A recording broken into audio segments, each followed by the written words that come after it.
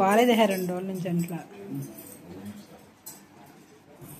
ఇప్పుడు మరలా 5వ ఇప్పుడు మనం చదువుకుంటున్నాము.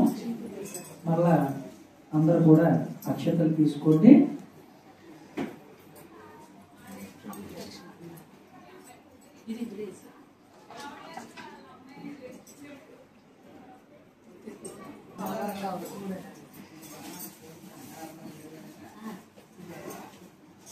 అమలోది ఒకసారి చూడండి, ఇద్దరు ఫోటో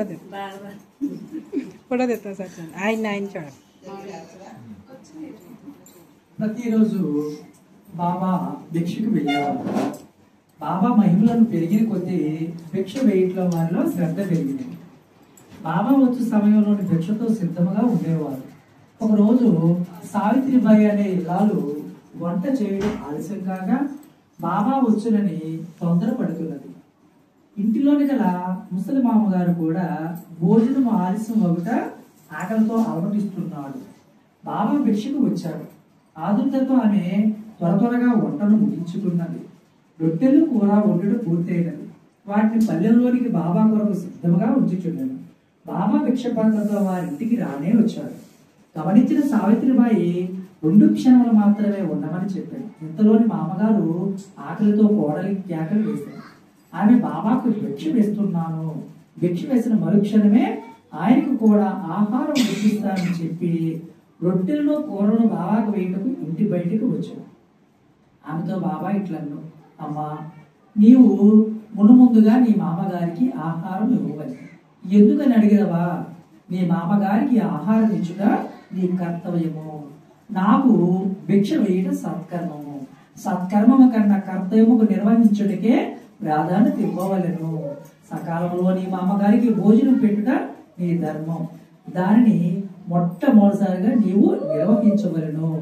ఆ తర్వాతనే నాకు భిక్ష అని చెప్పారు. అందుకు మీరు సాక్షాత్తు దైవస్వరూపులు, మేము ముందు సంతృప్తి పరచడమే నా ఆశయం అని చెప్పాను. ఆమెతో తిరిగి బాబా ఇట్లను, కర్మల మిక్కిలి శక్తివంతమైన ఆయుధములు లాంటిది తల్లి.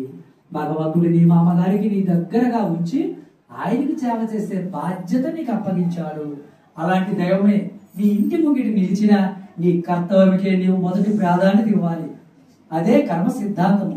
భగవంతుడు మనకిచ్చిన మనము పనులను సక్రమమైన తీరులో నిర్వహించవలను. చెయ్యవలసిన పనిని సరైన విధముగా చెయ్యనిచో అది తప్పు అవుతుంది. నన్ను విశ్వసించిన నీ చేత తప్పు చేయించడం నాకు ధర్మం కాదు కదా. నా సమక్షంలో ముందుగా నీ మామగారికి సంతృప్తిగా భోజనం పెట్టుము. అంతవరకు నేను ఇక్కడే కూర్చొని ఆ తర్వాత ప్రేమపూరితమైన నీ భిక్షను స్వీకరించి వెళ్తాను. ఆమె అదే విధంగా మామగారికి భోజనం పెట్టిన తరువాత నేను బాబాకి భిక్ష ఇచ్చాను. ఆనాటి నుంచి బాబా భిక్ష కొరకు వచ్చినప్పుడు ముందుగానే సావిత్రిబాయి మామగారికి సంతృప్తిగా భోజనం పెట్టేది.